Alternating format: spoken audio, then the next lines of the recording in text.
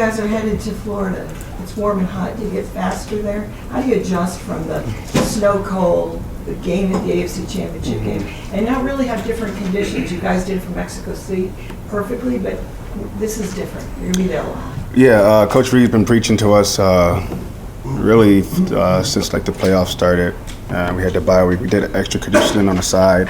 A lot of players do extra work, on our off day. So we've been staying in shape just in case we got to this game. And it's a good thing we did because we're here. So we're gonna continue doing that this week and next week as well. When you say extra work, is that like running laps? Is that sitting in a sauna? I mean, what is that exactly? Everyone's different. For us, our linebackers, we definitely sit in the sauna because you don't sweat that much with these more of a walkthrough type practices. And for us, it's just more like 10-yard sprints. You do 10, turn around, you just do 10 by 10, what we call them. They're quick and fast, but usually a play is not, lasting more than 5 seconds. So you're just doing more quicker type of runs. Yeah, you guys have really turned around the last 2 games at home that you'd already seen, and they had success running the ball. Yeah.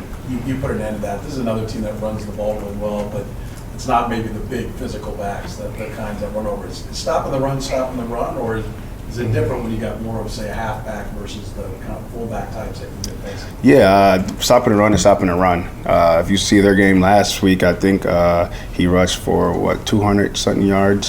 So stopping the run is stopping the run. You can control a game by keep running the ball. So our mindset is to stop the run, and for the 3rd week in a row, try to get off to a better start. So we're preaching that right now. We're trying different ways. We're going to probably throw some little different things to start the game. We got to find a way. If we're on the field first, getting that 3 and out. But as a follow-up to what you just said, when you have had such success when you don't get off to a good start, and your offense come in and maybe match scores, does that make it easier? Can you be more aggressive? Yeah, but it's not we don't want to be dependent. We want to be a part of something, not dependent on something. So our job is to get 3 and outs and stop the run. We need to do that for 4 quarters, not 3.5. So.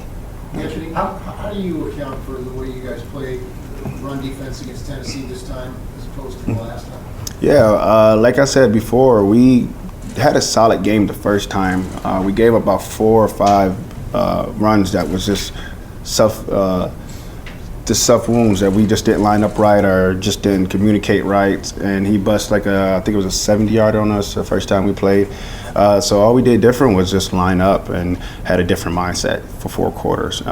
We didn't run different plays. We ran the same plays we ran when we played them earlier in the season. So we just had a different mindset, and everyone did their job. So as long as we keep doing that, and I think we'll be all right. I'm not sure if you've been asked this, but what does it mean to you to be voted a playoff captain? Yeah, it means a lot. It means a lot of my teammates and coaches look for me to lead.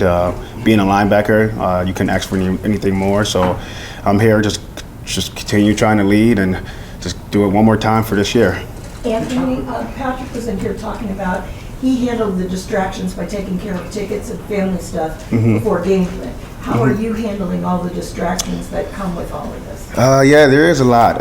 It was almost as crazy as when I got drafted. It was just phones blowing up everywhere and like that. But I have a amazing wife that loves to take care of stuff like that. So all I could do is just focus on football. So she does a great job doing stuff like that. So I usually just go through Ashley, and she probably won't get phone calls because they know what she's going to say. So I let her handle all the hotels and tickets, and so I could just focus on ball.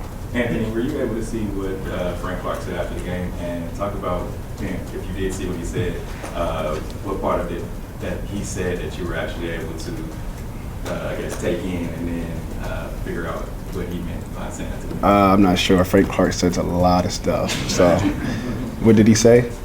He was talking about being able to stop the run, and then you guys going forward and everything being noise that's out there being said about the defense. Yeah, it's always noise, good noise and bad noise, and that's what we did a good job of this year. We blocked out the noise, and we just continued playing. We had some rough stretches there, but we came together. We knew it was going to take multiple weeks, so we finally gluing together, and it's at the perfect timing. So, like I said, we just got to do it for 4 more quarters or maybe a little more, but this is our last time for this year.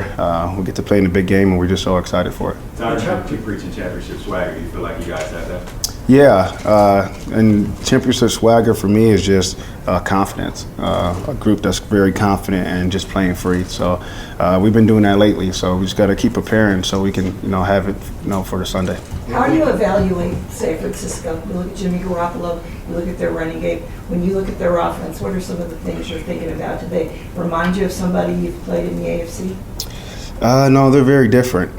They use a lot of motion. They move guys around. They run the ball.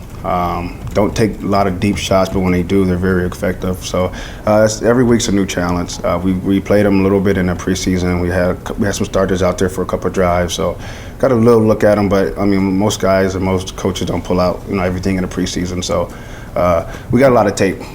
We've been playing a lot of games, been practicing since July, so we got a lot of tape on them, and so they got a lot of tape on us too. So we're just going to tune in and. Can't really compare. Every team's different every week, so they're a good ball club. That's why they're here, and so are we. So, Anthony, you get the sense a lot of players like playing for Andy Reid, and I'm curious if you explain what that might be or why, what it is that he does that creates that feeling.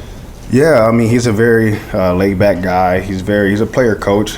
He listens to his players. I mean, he's one of the best, not just for his wins. He's a good guy, and he listens to his players. And I mean, player coach is huge in this league. And then he hires guys on the staff that's very similar to him. So he did a good job putting the staff together, and it's like everyone's a big family here. So it's been amazing these 2 years. And it seems like he's a calming influence too. Is that true?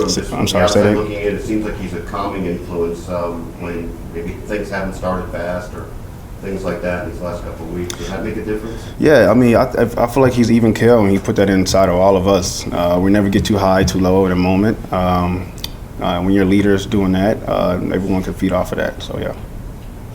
Okay, thanks, Hitch. Thanks, Dave.